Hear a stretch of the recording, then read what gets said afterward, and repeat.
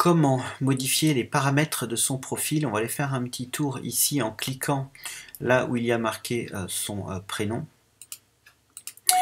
Et vous voyez ici, il y a un certain nombre de choses qui sont assez intéressantes à aller voir. Alors, ici, modifier les détails.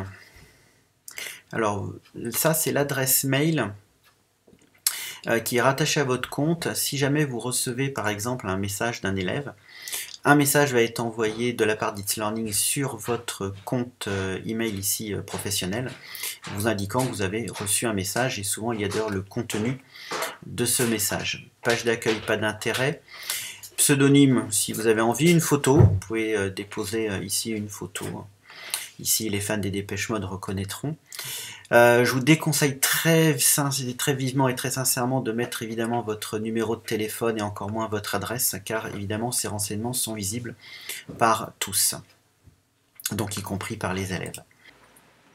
Dans vos fichiers, alors ça c'est quelque chose de très intéressant pour deux raisons. La première, si vous souhaitez en fait avoir une sorte de cloud, comme on dit, de nuage dans lequel vous voulez stocker des fichiers personnels, dont vous seulement aurez accès, eh bien vous avez cet espace là qui existe, vos fichiers personnels. Il suffit de créer des dossiers et de charger après les fichiers que vous voulez stocker dans ces différents dossiers. Bon, moi j'ai mon cloud personnel, je ne l'utilise pas. Par contre, ce qui va être très intéressant aussi, c'est cet espace qui s'appelle vos fichiers web. Vous voyez, c'est une zone ouverte.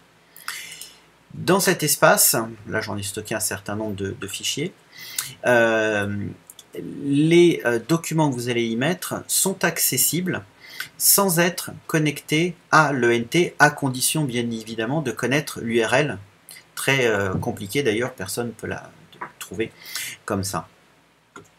Si par exemple vous voulez envoyer un lien vers un document pour un élève sans qu'il n'ait besoin de se connecter à l'ENT, ça peut avoir un intérêt pédagogique pour une aide ponctuelle par exemple, avec un QR code, etc. Enfin bref, ça c'est des différentes idées que j'ai mises en place. Alors, par exemple, ce document-là, par exemple, pour récupérer l'URL en question, il suffit de faire un clic droit, de faire copier le lien.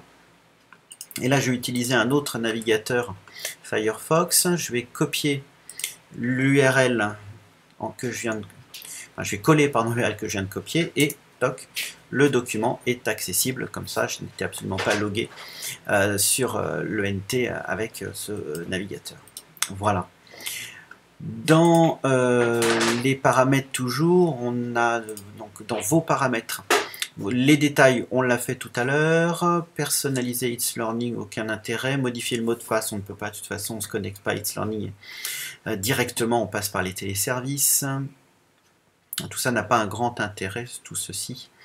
Par contre, les alertes, ça c'est assez intéressant parce qu'ici vous allez pouvoir demander justement lors des nouveaux devoirs de pouvoir recevoir des emails ou l'actualité, pareil, de gérer vos alertes évidemment.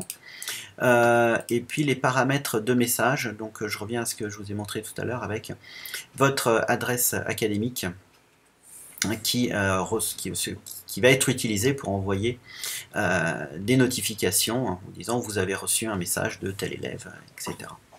Voilà pour les paramètres personnels. Les compétences, c'est lorsque l'on a défini les compétences. Moi je ne l'ai pas encore activé ça. L'e-portfolio, je vous le déconseille, c'est vraiment quelque chose d'extrêmement basique qui n'a pas un grand intérêt pour créer son propre blog ou portfolio. Je pense qu'il y a des solutions tierces bien plus adaptées et bien plus abouties surtout. Voilà, et puis si on veut se déconnecter évidemment de l'ENT, c'est par ici. Voilà.